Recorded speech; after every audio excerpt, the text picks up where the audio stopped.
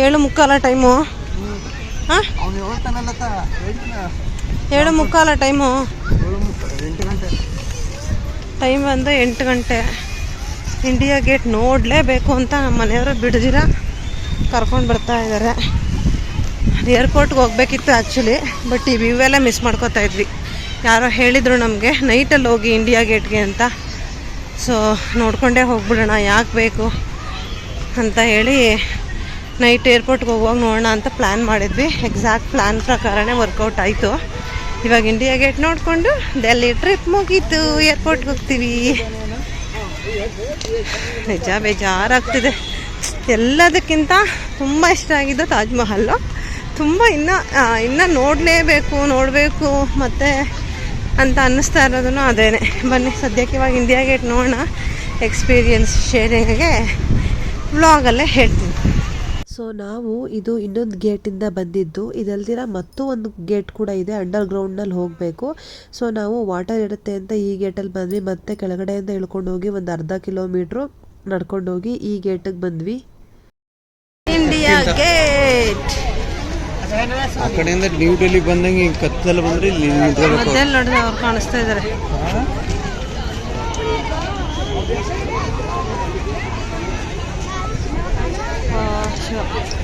ಅಲ್ಲಿ ನೋಡಿ water fall ಆಗ್ತಿದೆ ನೋಡಿ ಅಲ್ಲಿ.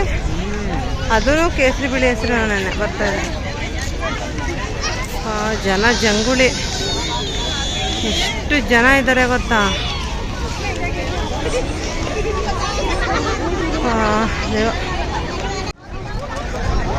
ಹಾಂ ಮಾಡು, ಇಂಡಿಯಾದೊಂದು ಡ್ಯಾನ್ಸ್ ಆಡ್ಬಿಡು ಮಾಮೂಲಿ. ಹಾಂ ಆಡು, ಹಂಗಾಡ ಸುಮ್ಮನೆ ಹಾಕಿ ಮಾಡು, ಮಾಡೆ ಸೆಲ್ಯೂಟ್ ಮಾಡು, ಹಾಕಿ ಮಾಡು. ಹಾಂ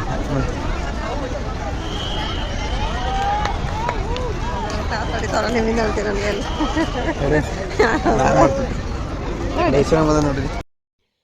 ಇದೇ ನೋಡಿ ಬೆಳಗ್ಗೆ ಬಂದರೆ ಸಂಜೆ ಬಂದರೆ ಇರುವಂತಹ ಡಿಫ್ರೆನ್ಸು. ಬೆಳಗ್ಗೆ ಬಂದರೆ ಇದಿಷ್ಟು ಕಮಾನ್ ಮಾತ್ರ ಕಾಣಿಸುತ್ತೆ, ರಾತ್ರಿ ಬಂದರೆ ನಿಮಗೆ ಈ ರೀತಿ ಲೈಟ್ ಅರೇಂಜ್ಮೆಂಟ್ಸ್ ಮಾಡಿರೋದನ್ನು ನೋಡ್ಬೋದು. ಮತ್ತು ಜನಗಳೆಲ್ಲ ಸೇರಿರ್ತಾರೆ, ಒಂಥರ ಎಕ್ಸಿಬಿಷನ್ ಟೈಪಲ್ಲೇ ಇರುತ್ತೆ. ಟೈಮ್ ಸ್ಪೆಂಡ್ ಮಾಡಿಕೊಂಡು ಕೂತ್ಕೊಂಡು ಆರಾಮಾಗಿ ಹೋಗಬಹುದು. ಸೊ ನಾವು ಒಂದಷ್ಟು ರೀಲ್ಸ್ ಥರ ಮಾಡಿಕೊಂಡು ಬೇಗನೆ ಹೊರಡಬೇಕಿತ್ತು. ಇಲ್ಲಿಂದ ಒಂದು 200 ರೂಪಾಯಿನ 300 ರೂಪಾಯಿನ ಏನೋ ಆಟೋ ಕೊಟ್ಟರೆ ಇಲ್ಲಿಂದ ಪಾರ್ಲಿಮೆಂಟ್ ಹೌಸು ಮತ್ತು ಬೇರೆ ಎಲ್ಲ ಗೌರ್ಮೆಂಟ್ ಬಿಲ್ಡಿಂಗ್ಸ್ ಇದೆಯಲ್ಲ ಅದೆಲ್ಲ ಕೂಡ ತೋರಿಸ್ಕೊಂಡು ಬರ್ತಾರೆ. ಬಟ್ ನಮಗಷ್ಟು ಟೈಮ್ ಇರಲಿಲ್ಲ, ಹಾಗಾಗಿ ಇಂಡಿಯನ್ ಗೇಟ್ ನೋಡಿಕೊಂಡು ನಾವು ಏರ್ಪೋರ್ಟ್ಗೆ ಓಡೋಣ ಅಂತ ಹೇಳಿ ಹೊರಟ್ಬಿಟ್ವಿ. ನಮಗೆ ಟೈಮ್ ಕೂಡ ಇರಲಿಲ್ಲ.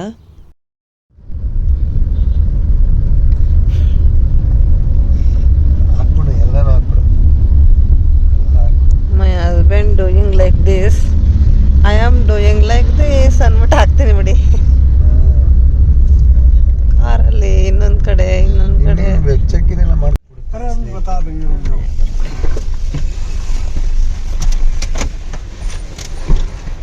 ನಮ್ಮ ಕಾರ್ ಡ್ರೈವರು. ಈಗ ಸಮಯ 9:30, ಏರ್ಪೋರ್ಟ್ಗೆ ಬಂದ್ವಿ. ಡೆಲ್ಲಿ ಏರ್ಪೋರ್ಟಿಗೆ ಬಂದ್ವಿ ಅಪ್ಪ. ಇವಾಗ ಬೇಗ ಚೆಕ್-ಇನ್ ಆಗಿ ಬೇಗ ಲಾಂಜ್ಗೆ ಊಟ ಮಾಡಬೇಕು. ಟೈಮ್ ಇಲ್ಲ. ಮತ್ತೆ ಸಿಗ್ತೀನಿ ನೆಕ್ಸ್ಟ್ ಕ್ಲಿಪ್ಪಿಂಗ್ ಜೊತೆ. ಅಲ್ಲಿ ತುಂಬಾ ನಡೀರಿ. ಈಗ ಫಸ್ಟ್ ಎತ್ತಿ ಇಟ್ಕೊಳ್ಳಿ.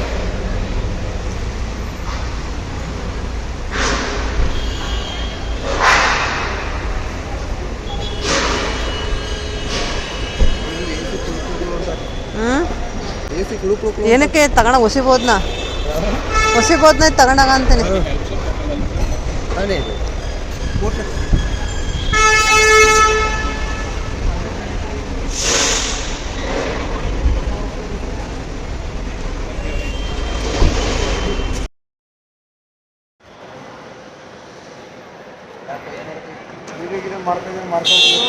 ಒಂದು ಇತ್ತು, ಇವಾಗ ಎಷ್ಟಾಗಿದೆ ಲಗೇಜು ನೋಡ್ರಿ. ಇವಾಗ ಇದನ್ನು 15 kgಗೆ ಡಿವೈಡ್ ಮಾಡೋದೇ ಇರೋದು. 15 kgಗೆ 2 ಬ್ಯಾಗಲ್ಲಿ ಡಿವೈಡ್ ಮಾಡಿ ಇನ್ನೊಂದು ಕ್ಯಾಬಿನ್ ಬ್ಯಾಗ್ 2 ಮಾಡ್ಕೊಬೇಕು. ಇವಾಗ ಅವರೊಂದು ನಾನೊಂದು ಇಟ್ಕೊಂಡು ಹೋಗ್ಬೇಕು. ಆ ಥರ ಪ್ಲ್ಯಾನ್ ಮಾಡಬೇಕು. ಸೊ ಅದು ಸರೋಜಿನಿ ಮಾರ್ಕೆಟಲ್ಲಿ ಎಲ್ಲ ಶಾಪಿಂಗ್ ಮಾಡೋದ್ವಲ್ಲ, ಅದೆಲ್ಲ ಪ್ಯಾಕ್ ಮಾಡೋಕ್ಕಾಗಲಿಲ್ಲ. ಆ್ಯಕ್ಚುಲಿ ಬ್ಲ್ಯಾಕ್ ಕಲರ್ದು ಏನಿದೆ ಅದು ಫುಲ್ ಪ್ಯಾಕ್ ಆಗಿದೆ 15 kg. ಇನ್ನು ಮಿಕ್ಕಿರೋದೇನಿದೆ ಅದಕ್ಕೊಂದು ಸ್ವಲ್ಪ ತುಂಬಿ ಇನ್ನು 9 kgನ ನಾವು ತೊಗೊಂಡು ಹೋಗ್ಬೋದು ಫ್ಲೈಟ್ ಒಳಗಡೆ. ಸೊ ಅದನ್ನು ಸಪ್ರೇಟಾಗಿ 9 kg ಆಗೋ ಥರ ನಾವು ಫಿಲ್ ಮಾಡ್ಕೊಳ್ಳೋಣ ಅಂತ ಹೇಳಿ ಪ್ಲ್ಯಾನ್ ಮಾಡಿದ್ವಿ. ಅಲ್ಲೇ ನಾಗಪ್ಪ ಪ್ರೊಸೀಜರ್ಸ್ ಏನೇನಿದೆ ಎಲ್ಲ ಮಾಡೋ ತನಕ ನಾನು ಅಲ್ಲೇ ಎಲ್ಲ ಫಿಲ್ ಮಾಡಿ ರೆಡಿ ಮಾಡಿ ಇಟ್ಕೊಂಡ್ಬಿಟ್ಟೆ.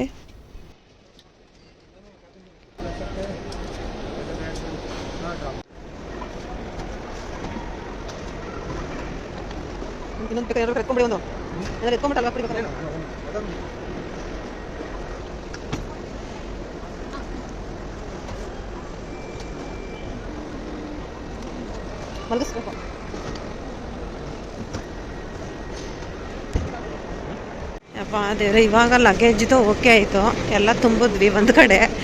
15 ಬ್ಯಾಗ್ಸ್ ಮಾಡಿದ್ವಿ. ಇವಾಗ ನೆಕ್ಸ್ಟು ಬೋರ್ಡಿಂಗ್ ಪಾಸ್ ಎಲ್ಲ ಚೆಕಿಂಗ್ ಮಾಡಬೇಕು, ಅದಕ್ಕೆ ಹೋಗ್ತಾ ಇದೀವಿ. ಅದಕ್ಕೆ ಹೇಳಿದ್ರು 1-2-3 ಅವರ್ಸ್ ಮೊದಲೇ ಬರಬೇಕು ಏರ್ಪೋರ್ಟ್ಗೆ ಅಂತ ಹೇಳ್ತಾ ಇದ್ರು ಪಾಪ. ಇಂಡಿಯಾ ಗೇಟು ಅಂತ. ಮತ್ತು ಪಾರ್ಲಿಮೆಂಟ್ ಪ್ರೆಸಿಡೆಂಟ್ ಹೌಸ್ ಬೇರೆ ನೋಡೋಕೆ ನಿಂತಿದ್ದೆ. ಆಮೇಲೆ ಬೈದು ಹೇಳ್ಕೊಬಂದರು. ನೋಡಿದ್ರೆ ಇನ್ನೂ ಕೆಲಸ ಆಗ್ತಾ ಇಲ್ಲ ಇಲ್ಲಿ. ಮುಗಿಸಿ ಹೊಟ್ಟೆ ತಾಳ ಆಗ್ತಿದೆ. ಮಧ್ಯಾಹ್ನ ಊಟನೇ ಮಾಡಿಲ್ಲ ಗೈಸ್, ನೋಡೋ ಸಂಭ್ರಮಕ್ಕೆ. ಊಟ ಮಾಡೋಕ್ಕೆ ಕಾಯ್ತಾ ಇದ್ದೀನಿ. ಸೊ ಬೇಗ ಆತ್ರದಲ್ಲಿ ಎಲ್ಲ ಬ್ಯಾಗ್ಗಳನ್ನು ಹಾಕಿದ್ದೀವಿ. ಇವಾಗ ಇಮಿಡಿಯೇಟಾಗಿ ಊಟಕ್ಕೆ ಹೊರಟ್ವಿ. ಊಟಕ್ಕೆ ಹೋಗಿ ಒಂದು 4 ತುತ್ತು ತಿಂದಿದ್ದೀವಿ ಲಾಂಜಲ್ಲಿ. ಒಂದು ದೊಡ್ಡ ಇನ್ಸಿಡೆಂಟ್ ಆಯಿತು. ಏನಾಯಿತು ಅಂತ ಹಾಗೆ ನೋಡ್ತೀನಿ, ಹೇಳ್ತೀನಿ. 3:45ಗೆ ಹೋಗಬೇಕಿತ್ತು. ಫೈನಲ್ ಕಾಲ್ ಕರೆದ ಮೇಲೆ ಬಂದಿದ್ದೀವಿ. ಊಟ ಮಾಡ್ತಾಯಿದ್ವಿ.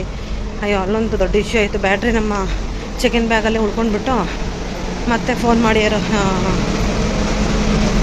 ಫ್ಲೈಟಿಂದ ಕರೆಸಿದ್ರು. ಆಮೇಲೆ ಊಟ ಮಾಡ್ತಾ ಇದ್ದೀವಿ. ಏರ್ಪೋರ್ಟಿಂದ ಕೆಳಗಡೆಯಿಂದ ಕಾಲ್ ಬರ್ತಾ ಇದೆ, ನಿಮ್ಮ ಚೆಕ್-ಇನ್ ಬ್ಯಾಗಲ್ಲಿ ಏನೋ ಬೇಡದೇ ಇರೋಂತಹ ಐಟಮ್ಸ್ ಇದೆ ಬನ್ನಿ ಅಂತ. ಆಮೇಲೆ ಹೋಗಿ ಅದು ನನ್ನ ಹೆಸ್ರಲ್ಲಿ ಮಾಡಿಸ್ಬಿಟ್ಟಿದ್ರು. ಅಲ್ಲೋಗಿ ಕೂತ್ಕೊಂಡ್ವಿ. ವಿಡಿಯೋ ಕಾಲ್ ಮಾಡಿದ್ರು, ಇದು ನಿಮ್ಮ ಬ್ಯಾಗ ಅಂತ ಚೆಕ್ ಮಾಡಿದ್ರು. ಹೌದು ಅಂದಮೇಲೆ ನಮ್ಮ ಎದುರುಗಡೆನೇ ಓಪನ್ ಮಾಡಿದ್ರು, ವಿಡಿಯೋ ಕಾಲಲ್ಲಿ ತೋರಿಸ್ಕೊಂಡೇ. ಆಮೇಲೆ ಪವರ್ ಬ್ಯಾಂಕ್ ತೆಗೆದ್ರು. ಇದನ್ನು ಟ್ರ್ಯಾಶ್ ಮಾಡ್ತೀವಿ ಅಂತ ಹೇಳಿ ಎಲ್ಲ ಮುರಿದು ಬಿಸಾಕಿದ್ರು ಟ್ರ್ಯಾಶ್ ಮಾಡಿ. ಮತ್ತೆ ಕ್ಲೋಸ್ ಮಾಡ್ಬೋದಾ ಅಂತ ಹೇಳಿ ಕ್ಲೋಸ್ ಮಾಡಿ ಆಮೇಲೆ ಕಳಿಸಿದ್ರು. ಈ ಥರ ಎಥಿಕಲ್ ಆಗೇ ಮಾಡ್ತಾರೆ. ಆಮೇಲೆ ಅದನ್ನು ಮುಗಿಸ್ಕೊಂಡು ಮತ್ತೆ ಎದ್ದು ಬಿದ್ದು ಅಂತ ಮತ್ತೆ ಸ್ಟೆಪ್ಸ್ ಹತ್ಕೊಂಡು ಆಮೇಲೆ ಅಲ್ಲಿಂದ ಓಡಿ ಬಂದು ಎಲ್ಲ ಮಾಡಿ ಮತ್ತೆ ಲಾಂಜ್ಗೆ ಹೋಗಿ ಮತ್ತೆ ಅರ್ಧ ತಿಂದುಬಿಟ್ರೋ ಊಟನ ಮತ್ತೆ ಕಂಟಿನ್ಯೂ ಮಾಡಿಕೊಂಡು ಬಂದು ಆಮೇಲೆ ಈ ಥರ ಫೈನಲ್ ಕಾಲ್ ಆಗೋಗಿತ್ತು. ಆಮೇಲೆ ಬಂದುಬಿಟ್ಟು ಕೂತ್ಕೊಂಡ್ವಿ. ಇಷ್ಟೆಲ್ಲ ಗಾಬರಿಯಲ್ಲಿ ಮಾಡ್ಕೊಂಡು ಬಂದು ಕೂತಿದ್ದೀವಿ. 11:15 ಹೋಗ್ಬೇಕಾಗಿರೋ ಫ್ಲೈಟು 12:45 ಆದ್ರೂ ಹೋಗೇ ಇಲ್ಲ. 1.25 ಗಂಟೆ ವೆಯ್ಟ್ ಮಾಡಿಸಿದೆ. ತುಂಬ್ತೇನೆ ರೀ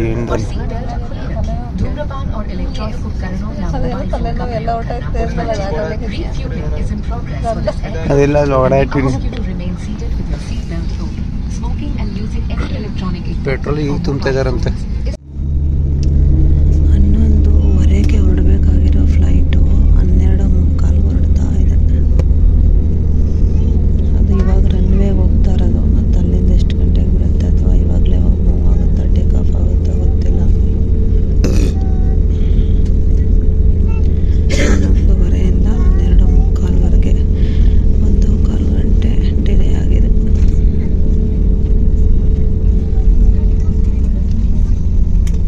ನನಗೆ ಫುಲ್ಲು ಟೆನ್ಷನ್ನು.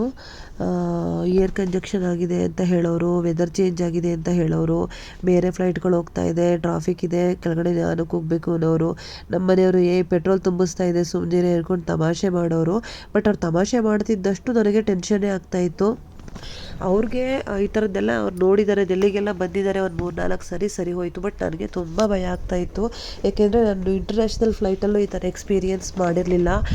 ಫುಲ್ಲು ಏರ್ ಕಂಜಕ್ಷನ್ ಆಗಿ ಮೇಲ್ಗಡೆ ವೆದರ್ ಎಲ್ಲ ಚೇಂಜ್ ಆಗಿ ಫುಲ್ಲು ಲೈಟೆಲ್ಲ ಬ್ಲಿಂಕ್ ಆಗೋದು ಹಿಂದಗಡೆ. ಅದನ್ನೆಲ್ಲ ವಿಡಿಯೋ ಮಾಡಿದ್ದೀನಿ ನೋಡಿ. ಫುಲ್ಲು ಟೆನ್ಷನಲ್ಲಿ ಕೂತಿದ್ದೀನಿ.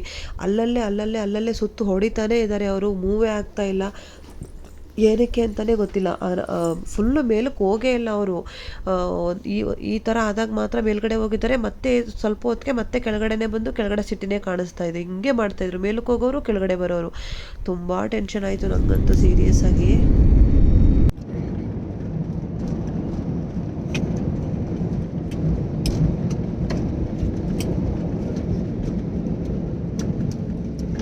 ಅಲ್ಲೂ ಹುರ್ಕೊತಾ ಇದ್ದೀನಿ. ಅವ್ರು ನಗ್ತಾ ಇದ್ದಾರೆ, ನಾನು ಟೆನ್ಷನ್ ಮಾಡ್ಕೊಂಡಿದ್ದೀನಿ.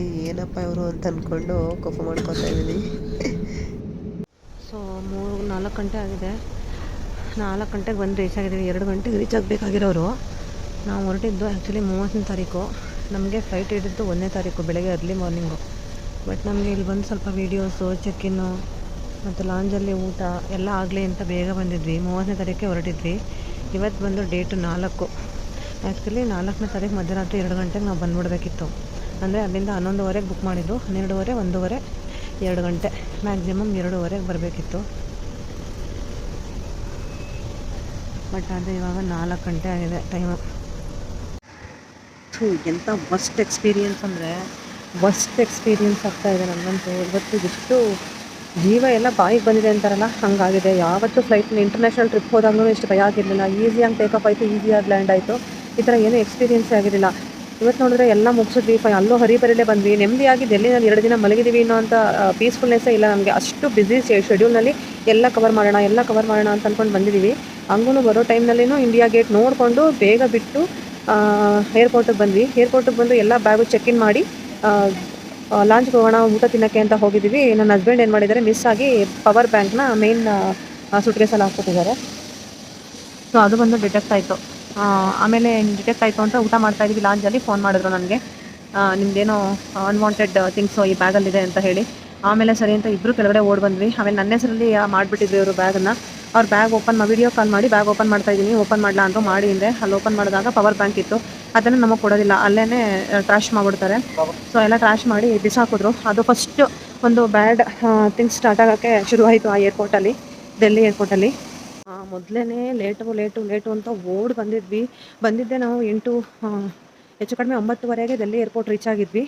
ಎಲ್ಲ ಚೆಕ್ಇನ್ ಮಾಡಿ 9:15, 10 ಗಂಟೆಗೆ 5 ನಿಮಿಷ ಇದೆ ಎನ್ನುವಾಗ ಊಟಕ್ಕೆ ಹೋಗಿದ್ವಿ. ಅಷ್ಟೇ ಕಾಲ್ ಬಂತು. 10 ಕಾಲ್ ಆಯಿತು. 10:15ಗೆ ನಮಗೆ ಬೋರ್ಡಿಂಗ್ ಇದೆ. ಸರಿ 11 ಗಂಟೆ ಆದರೂ ಪರವಾಗಿಲ್ಲ, ಫೈನಲ್ ಕಾಲ್ ಬರೋವರೆಗೂ ತಿನ್ಕೊಂಡೇ ಹೋಗೋಣ ಅಂತ ಹೇಳಿ ಅದೆಲ್ಲ ಟ್ರ್ಯಾಶ್ ಮಾಡಿ ಬಂದಮೇಲೆ ಅರ್ಧ ಗಂಟೆಲಿ ಬೇಗ ಊಟ ಮುಗಿಸಿ ಫ್ಲೈಟ್ಗೆ ಹೋದ್ವಿ. ಫ್ಲೈಟ್ಗೆ ಹೋಗಿ ಕೂತ್ಕೊಂಡಿದ್ವಿ, ಎಲ್ಲ ಮಾಡಿದ್ವಿ. 10 ನಿಮಿಷ ಆಯಿತು, ಅರ್ಧ ಗಂಟೆ ಆಯಿತು, 1 ಗಂಟೆ ಆಯಿತು, ಫ್ಲೈಟ್ಗೆ ಹೊರಡಲೇ ಇಲ್ಲ.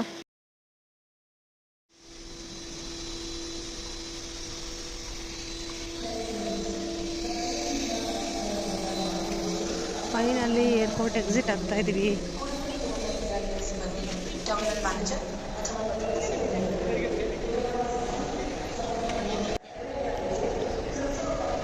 ಸೊ 4 ಗಂಟೆ ಆಗಿದೆ ಇವಾಗ. ಇವಾಗ ನಾವು ಮನೆಗೆ ಹೋಗೋ ತನಕನೇ 6 ಗಂಟೆ ಆಗುತ್ತೆ.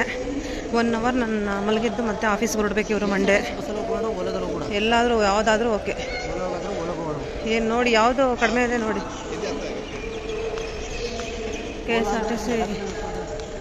KSRTC ಬಸ್ಸಲ್ಲಿ ಹೋಗೋಣ ಅಥವಾ ಓಲಾದಲ್ಲಿ ಹೋಗೋಣ ಅಂತಿದ್ದಾರೆ, ನೋಡಬೇಕು. ಇವಾಗ ಹೋಗೋ ತನಕ 2 ಅವರ್ ಬೇಕು ಹೆಚ್ಚು ಕಡಿಮೆ.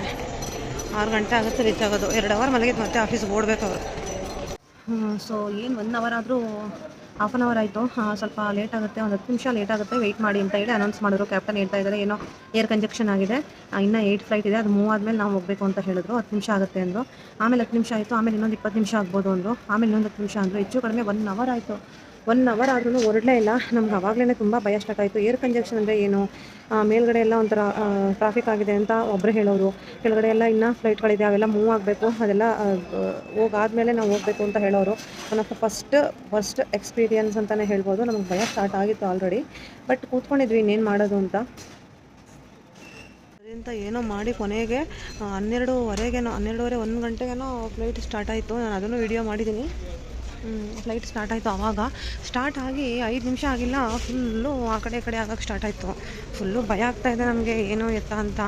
ಏನೊಳ್ಳೆ ರೋಲರ್ ಕೋಸ್ಟರಲ್ಲಿ ಹೋದಂಗೆ ಆ ಕಡೆ ಅಳ್ಳಾಡೋದು, ಈ ಕಡೆ ಅಲ್ಗಾಡೋದು. ಸ್ಕೈ ವೀಲಲ್ಲಿ ಹೋದರೆ ನಮ್ಮ ಮೇಲ್ಗಡೆಯಿಂದ ಕೆಳಗಡೆ ಬರ್ತೀವಲ್ಲ ಆವಾಗ ಹಂಗಾಗೋದು. ಒಂದು ಕ್ಷಣ ಫ್ಲೈಟ್ ಎಲ್ಲರೂ ಭಯಪಟ್ಟರು. ಸೊ ನಮ್ಮಿಂದಗಡೆನೂ ಒಬ್ಬರು ಕನ್ನಡದವರೇ ಕೂತ್ಕೊಂಡಿದ್ರು. ಅವರು ಕೂಡ ಭಯ ಪರೀಕ್ಷೆ ಮಾಡಿದ್ರು, ಇದೇನು ಮಗ ಫಸ್ಟ್ ಟೈಮ್ ಬರ್ತಾಯಿದ್ದೀವಿ, ಹಿಂಗೆ ಆಗ್ತಾಯಿದೆ ಅಂತ. ಅವ್ರು ಹೇಳೋದು ನನಗೂ ಭಯ ಸ್ಟಾರ್ಟ್ ಆಯಿತು. ಫುಲ್ಲು ಕೈಕಾಲೆಲ್ಲ ನಡುಗ್ತಾ ಇದೆ, ಅಷ್ಟು ಭಯ ಆಗ್ತಿತ್ತು. ಏನು ಮಾಡೋದಂತ.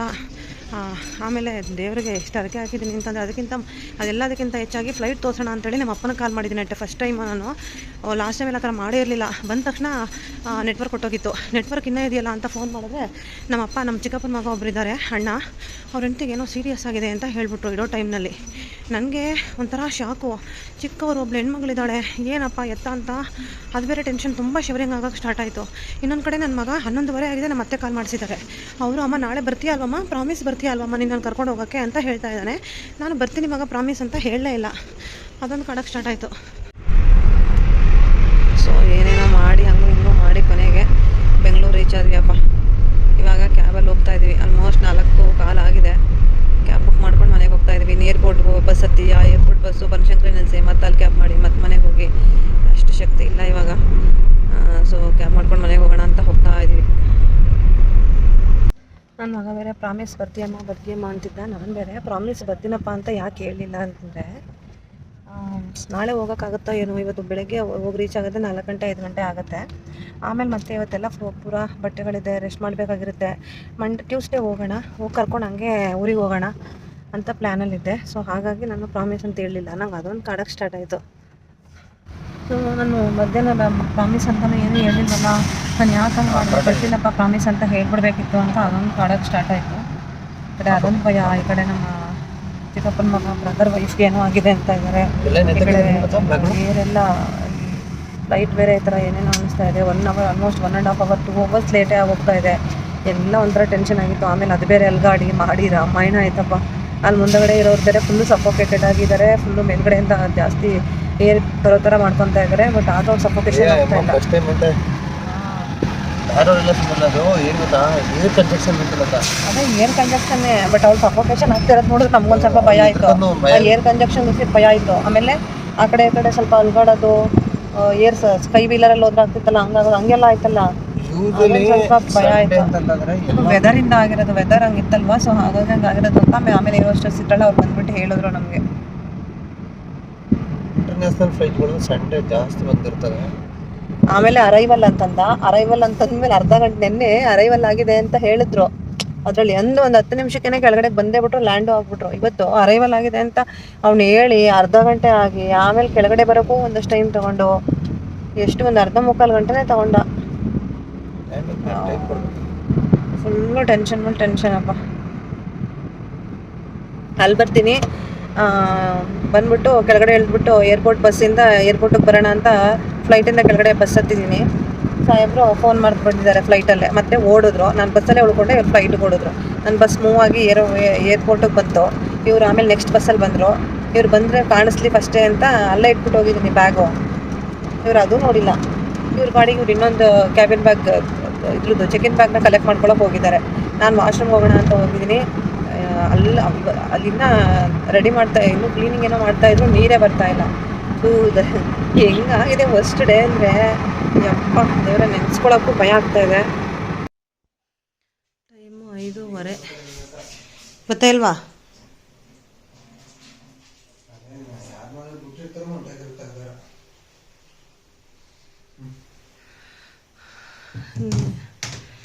ಐದುವರೆಗೆ ಬಂದು ರೀಚ್ ಆಗಿದ್ದೀವಿ.